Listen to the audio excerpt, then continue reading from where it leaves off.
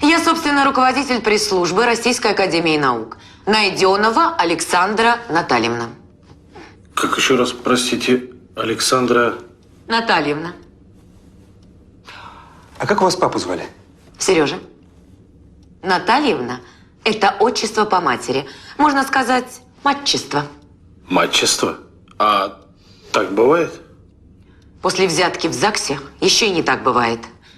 И вообще, вы свои мужские шуточки бросьте. Я, между прочим, феминистка.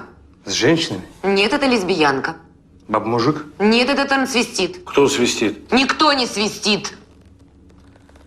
Я считаю женщин венцом творения, а мужчин гендерными узурпаторами. А, понятно. Ебанутая.